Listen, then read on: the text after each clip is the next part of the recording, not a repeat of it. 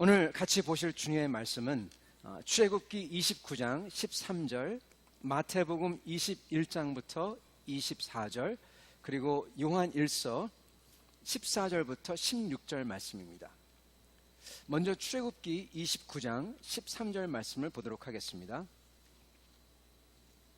출애굽기 29장 13절 말씀. 살인하지 말라. 마태복음 5장 21절부터 25절 말씀입니다. 옛 사람에게 말한 바 살인하지 말라. 누구든지 살인하면 심판을 받게 되리라 하였다는 것을 너희가 들었으나 나는 너희에게 이르노니 형제에게 노하는 자마다 심판을 받게 되고 형제를 대하여 라카라고 하는 자는 공회에 잡혀가게 되고 미련한 놈이라고 하는 자는 지옥불에 들어가게 되리라. 그러므로 예물을 제단에 드리려다가 거기서 내 형제에게 원망들을 만한 일이 있는 것이 생각나거든 예물을 제단 앞에 두고 먼저 가서 형제와 화목하고 그 후에 와서 예물을 드리라. 너를 고발하는 자와 함께 길에 있을 때 급히 사와라. 그 고발하는 자가 너를 재판관에게 내어주고 재판관이 옥류에게 내어주어 옥에 가둘까 염려하라. 아멘. 요한일서 3장 14절부터 16절 말씀입니다. 우리는 형제를 사랑함으로 사망에서 옮겨 생명으로 들어간 줄을 알거니와 사랑하지 아니하는 자는 사망에 머물러 있느니라. 그 형제를 미워하는 자마다 살인하는 자니 살인하는 자마다 영생이 그 속에 거하지 아니하는 것을 너희가 아는 바라. 그가 우리를 위하여 목숨을 버리셨으니 우리가 이로써 사랑을 알고 우리도 형제들을 위하여 목숨을 버리는 것이 마땅하니라. 아멘. 여러분, 오늘은 제 6계명을 지키려면 이라는 말씀으로 여러분과 같이 말씀을 나누고자 합니다. 오늘 잠깐 기도하고 말씀을 보도록 하겠습니다. 주님 말씀, 오늘 주님께서 살인하지 말고 사랑을 하라는 말씀 저희가 지키길 원하오니 저희가 사랑할 수 있도록 주여 도와주시옵소서. 예수 그리스도를 받들어 기도드리옵나이다. 아멘. 우리는 지금 현재 10계명을 쭉 우리 같이 보고 있습니다. 오늘은 제 6계명인 살인하지 마라 라는 계명을 같이 보고자 합니다. 10계명의 1부터 4까지의 계명은 하나님과 인간 간의 수직적인 관계에 대해서 설명한 것입니다. 그리고 5부터 10계명은 인간과 인간 사이의 수평적인 관계를 정립해 줍니다. 그러면서 사실은 이 2계명부터 10계명까지의 모든 계명은 사실은 1계명에 관한 것입니다. 1계명과 1계명에 나오는 그 머릿말은 사실은 제 1계명이 어떻게 실천한 것일까, 그것을 설명해 주고 있습니다. 즉 2부터 10계명은 전부 다 어떻게 하면은 하나님을 온 힘과 정성과 마음을 다하여 사랑할 것인가, 그것을 설명해 주는 게 바로 2계명부터 10계명인 것입니다. 제 1계명은 하나님만을 섬기라, 즉 하나님을 사랑하라, 그렇게 말씀한 다음에 그 다음에는 어떻게 그것을 할지를 설명하는 것이, 풀이하는 것이 바로 2부터 10계명의 계명인 것입니다. 그래서 저희는 어떻게 하면은 저희가 예전에 죄의 종이었었던데 그러한 저희를 구해주신 하나님 앞에서 어떻게 하면은 올바르게 주님의 인격을 따라 살 것인가, 그것을 가르쳐 주는 것이 바로 10계명인 것입니다. 오늘은 인간 간의 관계에서 아주 중요한 계명을 주십니다. 바로 살인을 금하는 계명입니다. 오늘 이것을 같이 보도록 하겠습니다. 살인하지 말라. 아주 간단한 계명입니다. 아주 쉬운 것 같습니다. 살인 안 하면 됩니다. 네. 그러면 이제 더 이상 얘기할 필요도 없습니다. 이제 접고 가면 됩니다. 살인하지 말라. 오케이. 살인하지 않겠습니다. 그렇게 쉽게 생각할 수가 있습니다. 근데 이게 여러분 그렇게 쉽지가 않아요. 왜냐하면 여러분, 주님께서 모세에게 아말렉을 치라 그러십니다. 모세에게, 여호수아에게 명령하셔서 이스라엘을 심판의 도구로서 모든 아모리 족속을 멸하라. 그리고 그들의 문화를 멸하라. 그들을 통하여서 하나님께서 심판을 가져오는 것을 봅니다. 이것을 볼 때 이 계명이 올바른 전쟁, 즉 우리를 보호해야 되는 불가피한 상황에서 전혀 죽이는 것을 금하는 게 아니라는 것을 알 수가 있습니다. 이 계명은 개인이 개인한테 살인죄를 저지르거나 또는 한 사회가 다른 사회를 향하여서 그 사회를 노략질하기 위해서 벌이는 전쟁, 이런 것을 금하는 것이라는 것을 저희가 알 수 있는 것입니다. 그런데 심지어는 이것마저도 사실은 쉽지가 않아요. 사실은 기독교 역사를 보면은 기독교인들의 생각이 다 다릅니다. 예를 들어서 평화주의자인 매노를 따르는 메노나이트, 브레드런이죠. 여러분 혹시 보시면 아시겠지만은 미국 펜실베니아 주에 가면은 이렇게 하얀 모자를 쓰고 마차를 타고 다니는 사람들이 있습니다. 그들은 지금도 마차를 타고 다닙니다. 그 사람들은 평화주의자입니다. 전쟁을 무조건 반대하는 사람들입니다. 그런데 반하여서 어거스틴과 마틴 루터, 그리고 요한 캘빈, 즉 루터교, 장로교, 개혁거단, 감리교, 우리가 속해 있는 이 전통은 정당한 전쟁은, 즉 살인은 가능하고 어떤 때는 꼭 해야만 한다고 봅니다. 예를 들어서 여러분, 예전에 나치가 유대인을 학살했을 때 모든 유럽 사람들이 그거에 대해서 분개하고 그리고 그것을 막기 위해서 싸웠을 것이라고 생각을 하는데 그렇지 않아요. 그렇지 않습니다. 챔버린이라는 영국의 수상은 나치가 체코슬로바키아를 침공했을 때 평화를 얻기 위해서 나가서 협약을 맺습니다. 불가침 조약을 맺습니다.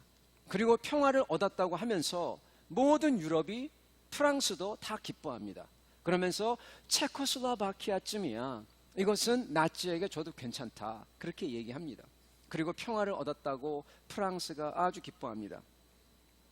그러나 거기에 한 사람이 이것을 보고 이건 아니다 하고 지적한 사람이 있어요.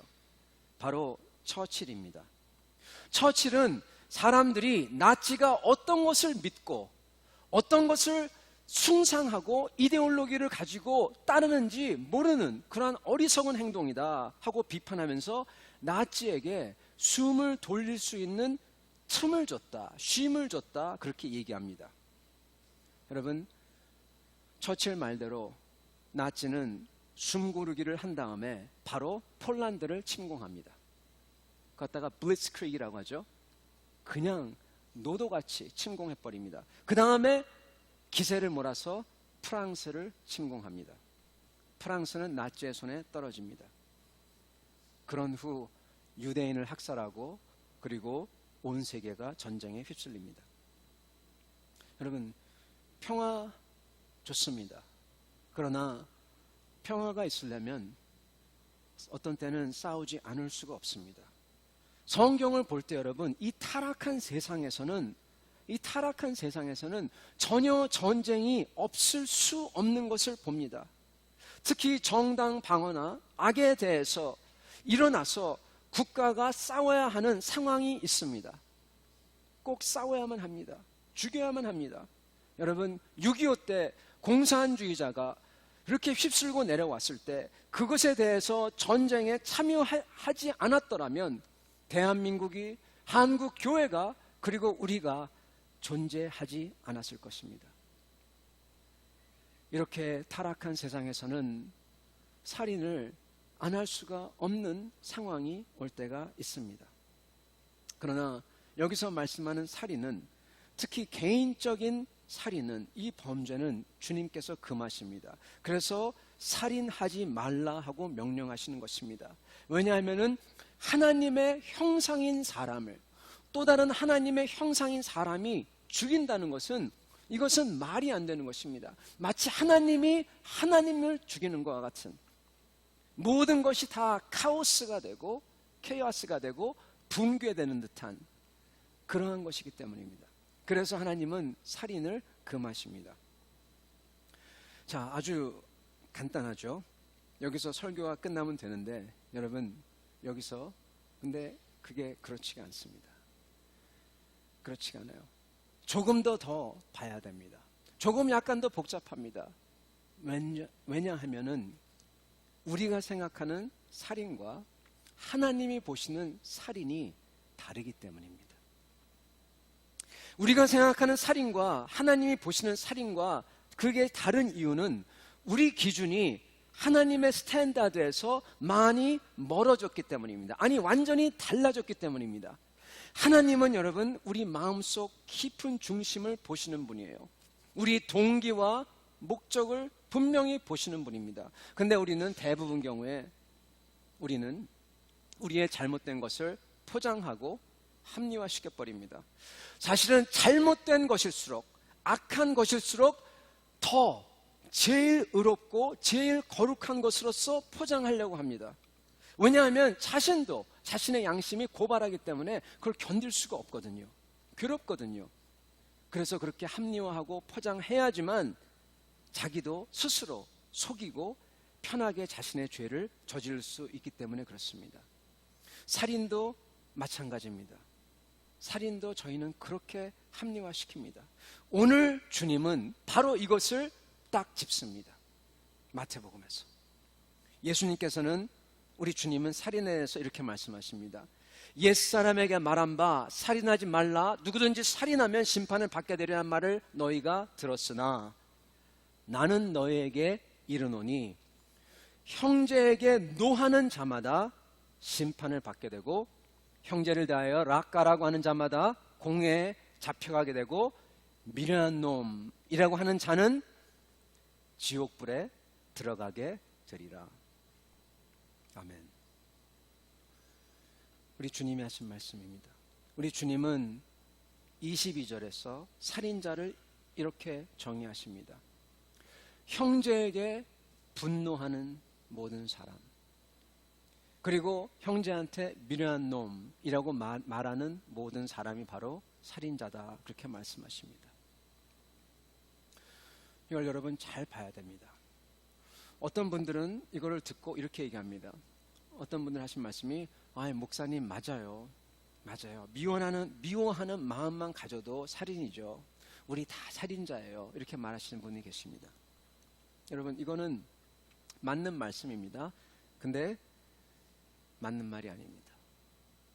아니, 말하는 이유가 틀립니다. 잘 보세요, 여러분.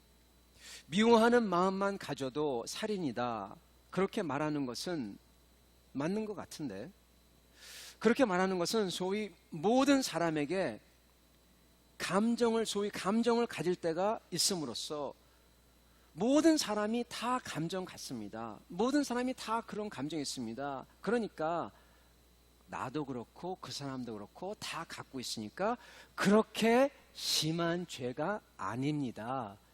이런 것이 밑에 깔려 있는 것입니다.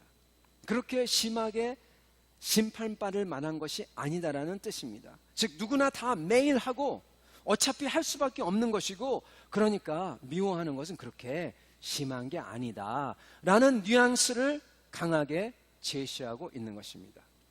즉 아주 신앙적인 것 같은데 오히려 우리 주님의 말씀을 물타기하고 약하게 만드는 거예요. 우리 주님 뭐라고 하십니까? 그러는 자마다 지옥 불에 들어가게 되리라. 더 이상 강할 수가 없어요. 더 이상 심하게 말할 수가 없어요. 우리 주님은 분명히 아주 심한 죄라고, 더 이상 심한 죄가 없다고 그렇게 말씀을 하시는 것입니다. 심지어는 지옥불에 떨어진다고까지 말씀하시는 것입니다. 그만큼 우리 주님에게 이것은 너무너무 극악한 죄인 것입니다. 그렇기 때문에 우리는 이것을 잘 봐야 되는 것입니다. 그걸 범하면 안 되니까요. 여러분, 살인이란 뭘까요? 마태복음 5장 22절에서 살인은 우리가 생각하는 것처럼, 쉽게 생각하는 것처럼 그냥 싫어하는 마음이 아닙니다. 생각이 아닙니다. 여러분, 제가 예를 들어서 보신탕을 싫어한다. 예를 들어서요. 그렇게 싫어하는 것, 그게 살인이 아니라는 겁니다. 저 사람이 별로 내가 내 마음에 안 든다, 보기가 싫다, 이게 살인이 아니라는 것입니다. 여기서 나오는 건요, 주님이 분명히 말씀하시죠. 형제에게 노하는 사람마다, 즉 어떤 사람 앞에서 화를 내는 거예요. 분노를 표출하는 겁니다. 그 사람 면전에서, 아니면 그 사람이 없는 데서 그를 향하여서 분노를 표출하는 것입니다. 행위입니다. 마음이 아닙니다. 행위입니다. 그리고 어리석은 놈이라고 말하는 것도 똑같습니다. 그를 향하여서 표출하는 행위입니다. 여러분, 이것은요, 그냥 누구나 언제나 갖는 싫어하는 생각, 감정, 그게 아닌 것입니다. 분명한 행위입니다. 그렇기 때문에 이것이 죄인 것입니다. 여러분, 이러한 게 표현이 되려면 마음에 감정이 쌓여야 돼요. 점점 쌓여가지고 이게 미움으로 바뀌는 겁니다. 정말 미워하는 것입니다. 요한 1서에 나오는 형제를 미워한다는 것이 바로 이것입니다. 요한 1서 3장 15절 이렇게 나오죠. 그 형제를 미워하는 자마다 살인하는 자니, 이렇게 나옵니다. 형제를 미워하는 자마다, 이 미움이 바로 그 감정이 쌓이고 쌓여서 그것을 놓거나 그것을 버리지 않고 꼭 붙들고 있는 겁니다. 그리고 그것을 차곡차곡 쌓여서 아주 미워하게 된다는 것입니다. 없애고 싶어 한다는 겁니다. 그가 잘못되기를 바란다는 것입니다. 이게 바로 살인이라고 얘기합니다. 요한일서 3장에는 우리 주님이 말씀하신 똑같은 것을 약간 다르게 얘기합니다. 우리 주님은 이렇게 미워하면 지옥불에 떨어진다고 하십니다. 요한 1서에서는 이렇게 형제를 미워하는 사람, 즉 살인하는 자에게는 뭐라고 하냐면은 영생이 없다, 이렇게 얘기합니다. 똑같은 말입니다. 영생이 없대요. 3장 15절, 그 형제를 미워하는 자마다 살인하는 자니 살인하는 자마다 영생이 그 속에 거하지 아니하는 것을 너희가 아는 바라. 살인하는 자마다 영생이 거하지 않는데요. 자, 여러분, 여기서 제가 중요한 질문을 하나 하겠습니다. 여러분, 왜 미워하면은 영생이 그 사람 마음에, 그 사람한테 없을까요? 왜 형제에게 분노를 표출하고 욕하고 그러면은 지옥불에 떨어진다고 하실까요? 정확히 여러분, 어떠한 논리로서 미워하면은 영생이 없고 노하고 욕하면은 지옥불에 떨어지게 되나요? 여러분, 이것 되게 중요합니다. 우리가 이것을요, 그냥 감정적으로 알면 안 됩니다. 그냥 성경에서 말하니까 그래, 그러면 안 됩니다. 여러분, 왜냐하면요, 우리는 그렇게 들으면은 금방 잊어버려요. 이건 너무나 중요한 겁니다. 그렇기 때문에 우리는 정확히 우리 뇌리에 새겨지게 만들어야 됩니다. 인지해야 됩니다. 이것이 정확한 왜 이래서 이렇다는 걸 알아가지고, 그래서 우리가 그러한 것이 나올 때 우리를 딱 보고 아, 이렇지 하고 붙들어야 되는 것입니다. 그러려면 여러분, 이유가 정확해야 돼요. 이유가 정확해야 돼요. 여러분, 다시 한번 묻겠습니다. 왜 저희는 미워하면은 영생이 없을까요? 왜 저희가 형제에게 노하고 분출하고 욕하면은 우리 주님은 그렇게 말씀하실까요? 여기에 여러분, 아주 분명한 이유가 있습니다. 사도 요한께서는 그 이유를 정확히, 지극히 논리적으로 우리에게 가르쳐 주십니다. 논리는 아주 간단합니다. 요한일서, 저희가 읽었던 요한일서 3장은 이렇게 말씀을 하지만은 요한일서 4장 조금만 더 읽어보면 이런 말씀이 나옵니다. 하나님은 사랑이시라, 이런 말씀이 나옵니다. 여러분, 하나님은, 우리 주님은 사랑이세요. 우리 마음속에 주님이 계시다면, 그렇다면 뭐가 있어야 됩니까? 사랑이 있어야 돼요. 사랑이 있어야 돼요. 근데 마음속에 이런 사랑 대신에, 그 자리에 사랑 대신에 뭐가 있습니까? 정반대인 미움이 자리 잡고 있는 겁니다. 그러면은 그 사람에게는 사랑, 곧 주님이 없다는 겁니다. 여러분, 주님이 없으면 영생도 없습니다. 그러므로 지옥불인 것입니다. 여러분, 사랑이 없으면 미움이 있으면 주님이 없어요. 사랑이 없는 교회는 여러분, 교회가 아니에요. 그는 마귀의 소굴이 되어버립니다. 여러분, 3장 14절에 주님께서 분명히 말씀합니다. 우리가 사망에서 생명으로 들어간 줄 그 증거가 그걸 어떻게 아냐? 어떻게 내가 더 이상 영원히 죽을 때 있지 않고 영원한 생명을 얻었는 줄 내가 어떻게 아냐? 그랬을 때 이걸 보고 안답니다. 뭐라고 합니까? 3장 14절, 우리는 형제를 사랑함으로 사망에서 옮겨 생명으로 들어간 줄을 알거니와. 네. 어떻게 해서 우리가 사망에서 생명으로 옮겨질 줄 안다고요? 형제를 사랑함으로써. 우리가 형제를 사랑한다면 그 사람은 구원받은 사람이에요. 구원받은 사람입니다. 그리고 여러분, 뭘 보고 그 사람이 아직도 생명을 받지 못한 사람, 즉 우리 예수님 말로는 지옥에 떨어질 사람인 줄 아느냐? 같은 14절에 나옵니다. 사랑하지 아니하는 자는 사망에 머물러 있느니라. 아멘. 여러분, 사랑하는 사람은 그 사람은 영생을 얻었다는 증거가 있는 사람이고, 사랑이 없는 사람은 영생을 못 얻은 사람이에요. 왜요?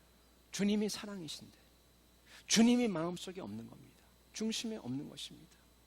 우리 주님이 우리 속에 계셔야 저희는 구원을 받습니다. 저희의 이 죄악과 누추한 몸으로서는 거룩하신 하나님 앞에 설 수가 없어요. 그래서 우리 주님이 우리 안에 계시고, 내가 비록 누추하고 죄가 있더라도 우리 주님이 나를 다 덮어야지만 우리가 하나님 앞에 서는 것입니다. 그게 구원인 것입니다. 우리 주님의 마음을 사도 요한께서는 이렇게 표현합니다. 그가 우리를 위하여 목숨을 버리셨으니 우리가 이로써 사랑을 알고 주님께서 목숨까지 주셨대요. 이게 바로 사랑이랍니다. 그러면서 16절에 이렇게 얘기합니다. 그러므로 우리도 형제들을 위하여 목숨을 버리는 것이 마땅하니라.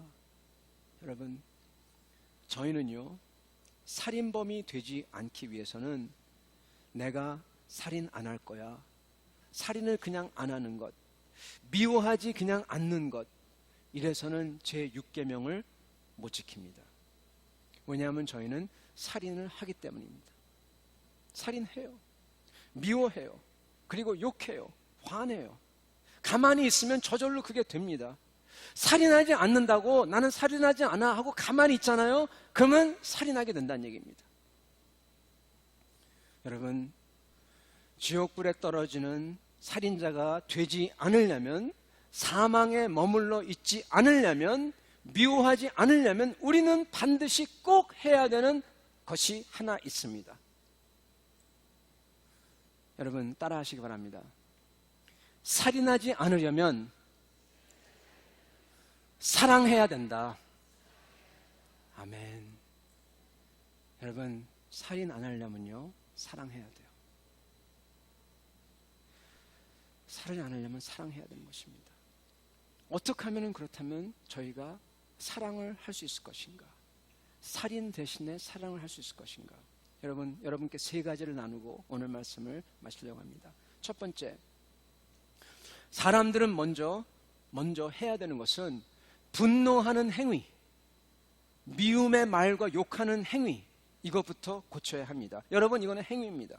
마음은 내가 어쩔 수 없지만 행위는 내가 고칠 수 있어요. 그거는 내가 뜻한 대로 하는 것입니다. 절대로 나 이거 할 수 없어, 내가 원래 그런 사람이야, 그렇게 말하면 안 됩니다. 그건 말도 안 되는 얘기입니다. 행위는 나한테 책임이 있어요. 내가 하는 것입니다. 여러분, 행위를 고치려면 해야 되는 한 가지가 있어요. 이것을 고치면 됩니다. 바로 전제입니다. 여러분, 행위를 할 때요, 사람이 어떤 행동을 할 때 반드시 그 사람이 실질적으로 얘기를 안 하지만 그 사람 마음, 그 수면 밑에 있는 이유가 있어요. 그 행동을 하는 이유가 있습니다. 동기가 있습니다. 항상 그래요. 말을 솔직하게 얘기를 안 하지만 어떠한 행동이나 입장을 취할 때 그 사람 마음 속에 깔려 있는 이유와 동기가 있어요. 목적이 있습니다. 그리고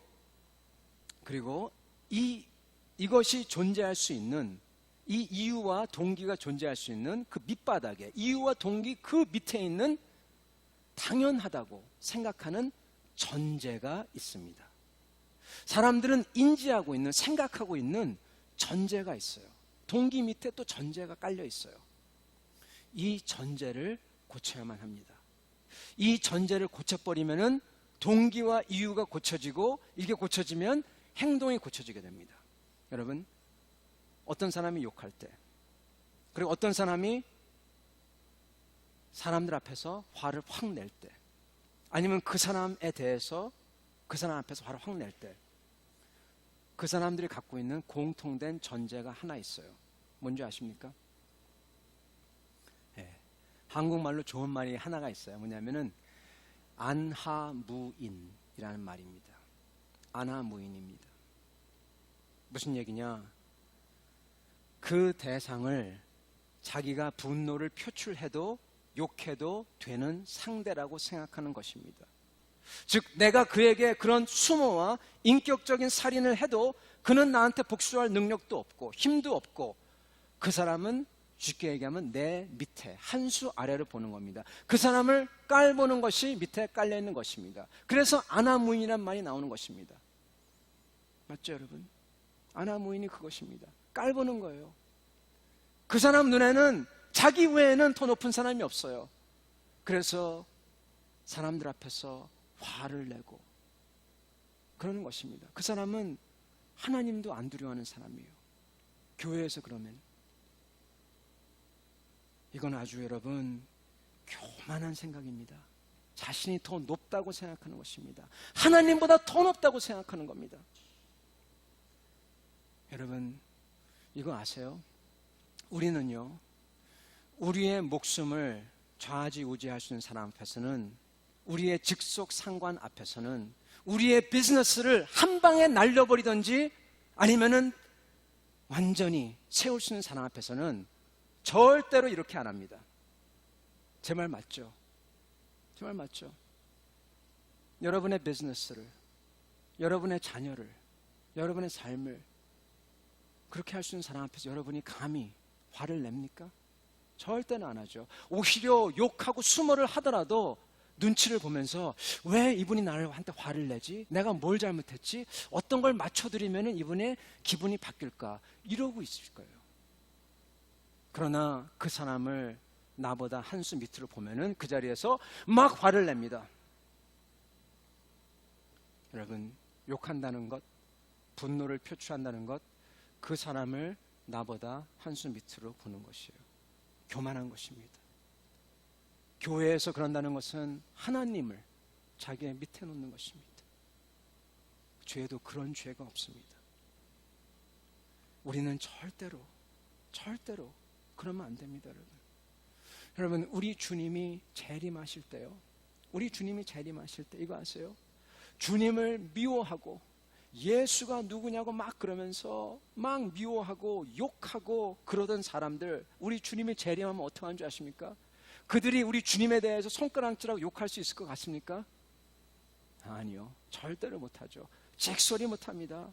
그냥 엎드려져 가지고 벌벌 떨 거예요. 미워하지도 못할 겁니다. 왜요? 너무나 높은 분이니까. 너무나 높은 분이니까. 어떻게 감히, 그죠 여러분? 여러분, 우리는 이렇게 나옵니다. 빌립보서 2장 3절과 4절 이런 말씀이 있습니다. 아무 일에든지 다툼이나 허용으로 하지 말고 오직 겸손한 마음으로 각각 자기보다 남을 높게 여기고.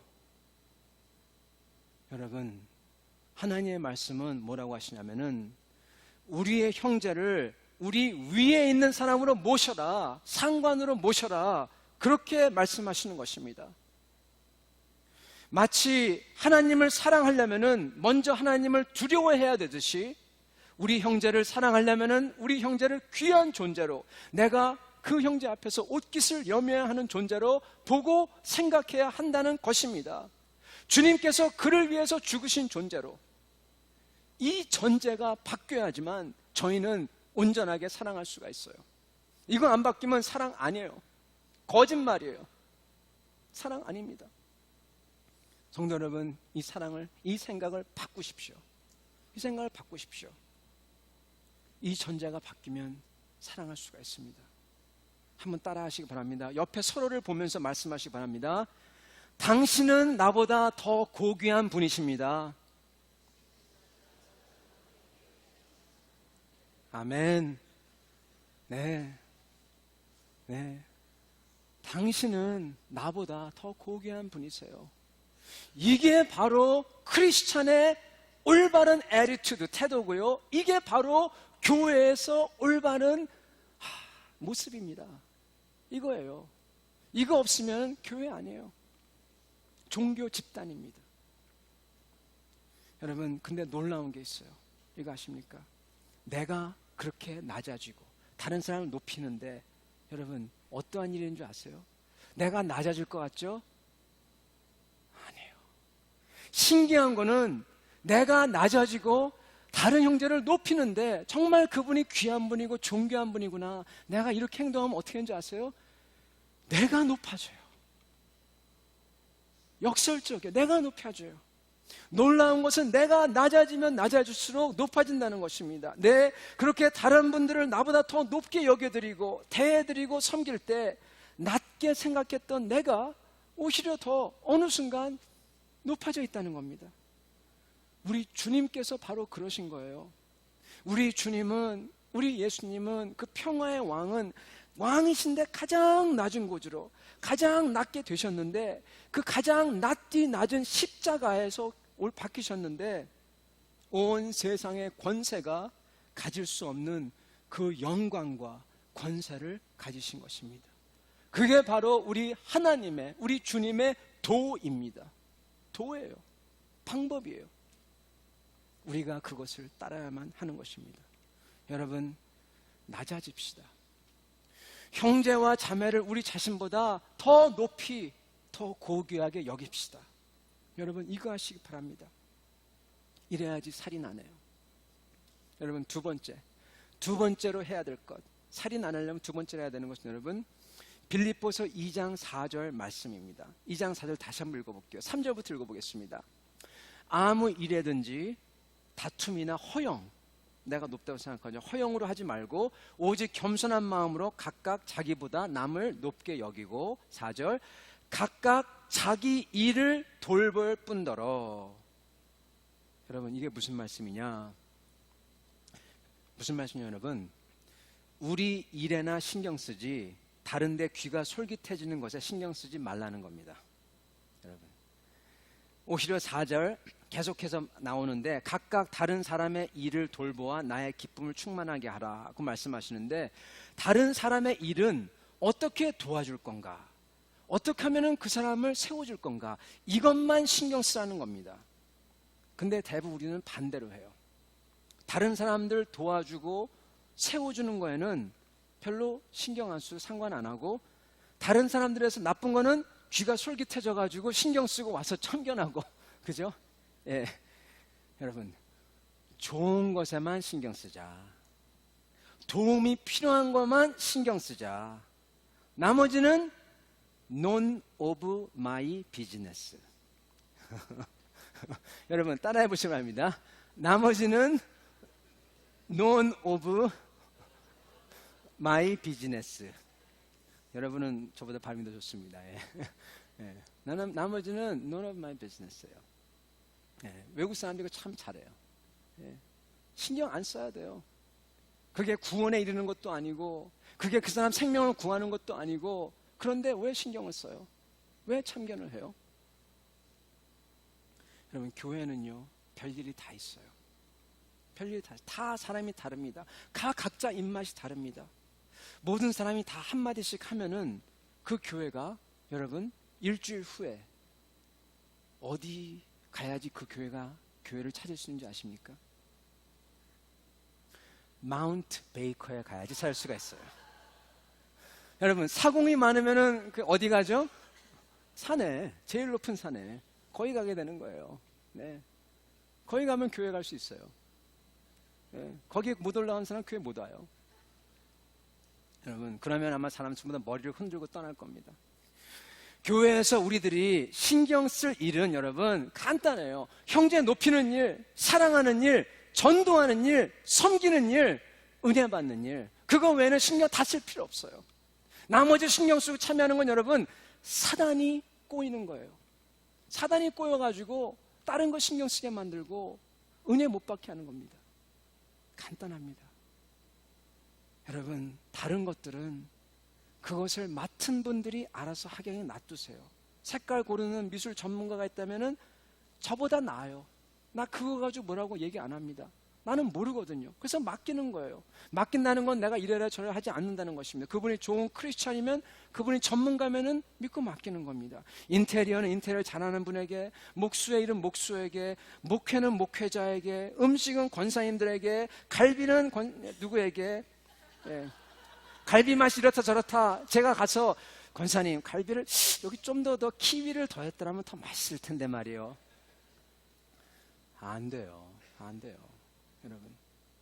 여러분 10계명을 어기는 것만 아니면 다 괜찮아요. 구원이 달려있는데 저희는 다만 은혜 받는 것, 섬기는 것, 사랑하는 것, 전도하는 것, 이것만 신경 쓰면 됩니다. 이러지 않을 때 내가 전문가보다 더 잘한다고 생각했을 때, 그보다 더 높아졌을 때 이제 어떤 일을 하냐? 살인이 일어나기 시작하는 겁니다. 형제 위에 올라가 있는 거예요. 아무도 자신을 심사위원으로 추대 안 했는데 심사위원이 됐어요. 심판자가 됐어요. 그래서 합니다. 드디어 이제 다른 사람 뒤에서 욕할 수 있는 전제 조건이 갖춰졌어요. 그죠? 네. 조금만 있으면은 살인할 수 있는 전제 조건이 갖춰집니다. 이제 나머지는 시간 문제예요. 터지는 것은. 폭발하는 겁니다. 조금만 이슈만 나오면. 성도 여러분, 교회에서 우리들이 신경 쓸 일은 다시 한번요. 형제를 높이는 일, 사랑하는 일, 전도하는 일, 섬기는 일, 은혜 받는 것입니다. 이거 외에는 없어요. 그거 외에는 하나님의 일이 아니에요. 하나님의 일이 아니에요. 성도 여러분, 우리는 살인하지 않으려면 사랑해야 합니다.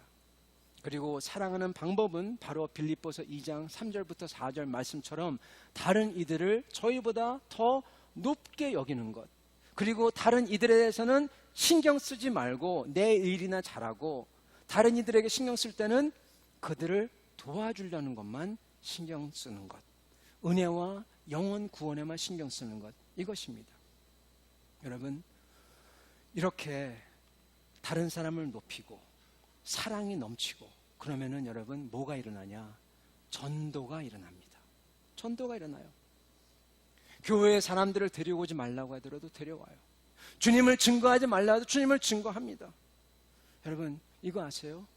6계명의 궁극적인 뜻은 뭔지 아세요, 여러분? 살인하지 말라는 게 아닙니다. 6계명의 궁극적인 뜻은 여러분, 살인 대신에 생명을 주라는 것입니다. 그리고 생명 중에 가장 중요한 생명, 영생을 주라는 것입니다. 전도하라는 것입니다. 선교하라는 것입니다. 이게 6계명의 완성입니다. 이게 주님이 그렇게 원하시는 목표인 것입니다. 이거를 실천하려면 저희가 다른 사람을 먼저 높여야 됩니다. 여기서 시작합니다. 그리고 끝으로 이렇게 살인하지 않으려면, 즉 사랑하려면 오직 은혜와 영혼 구원과 사랑의 섬김에만, 그것만 힘쓰려면 저희가 반드시 해야 하는 그 하나가 있습니다. 무엇이냐면 바로 내 죄를 철저히 깨닫고 회개하는 것입니다. 그것도 자주 기회가 될 때마다 낮아지는 것입니다. 추한 내 모습을 그대로 보면서 우리 주님의 십자가 은혜를 사모하면서 낮아져서 나오는 겁니다. 이때 주님이 보시듯 다른 사람들을 주님이 보는 눈으로 볼 수가 있어요. 그리고 그들을 사랑하고 섬길 수가 있습니다. 십자가를 보기 전에는 내 의가, 내 교만이 가득해서요, 사랑 못해요. 계속 살인만 저지르는 사람이 됩니다. 내가 얼마나 추하고 은혜가 필요한지 이것을 깨달아야 살인하지 말라는 제 6계명을 지킬 수 있습니다. 그리고 사랑할 수 있습니다. 철저하게 이것을 느끼고 내 죄를 회개하는 것이 없으면 다른 이들을 결코 사랑할 수 없습니다. 성도 여러분, 철저하게 죄를 깨닫고 회개하려면 나의 못나고 어둡고 악한 것, 이것을 보려면 오직 우리 주님의 십자가 앞에 그 죄 없는 우리 주님께서 십자가에 달리시는 것을 봐야만 됩니다. 그 죄 없는 분이 십자가에 달리는 것을 보고 또 봐야 됩니다. 십자가 앞에 설 때 우리의 자랑은 온데간데 없어져 버리고 그 앞에 설 때 내가 얼마나 죄인이고 얼마나 추하고 악한지 볼 수가 있는 거예요. 그 다음에는 사랑할 수가 있어요. 사랑할 수가 있어요. 말씀을 맺겠습니다. 사랑하는 빌라델피아 교회 가족 여러분, 우리는 우리 주님께서 그렇게 미워하시는 살인자가 되지 않으려면 서로 사랑해야 됩니다. 그리고 사랑하려면 나의 교만한 마음을 내려놔야 돼요. 다른 형제를 나보다 더 높은 사람, 더 귀한 존재로 봐야 됩니다. 그러려면 내가 십자가 앞에서 매일 서서 내 자신을 보고 애통해하면서 주님의 은혜만을 붙잡아야 합니다.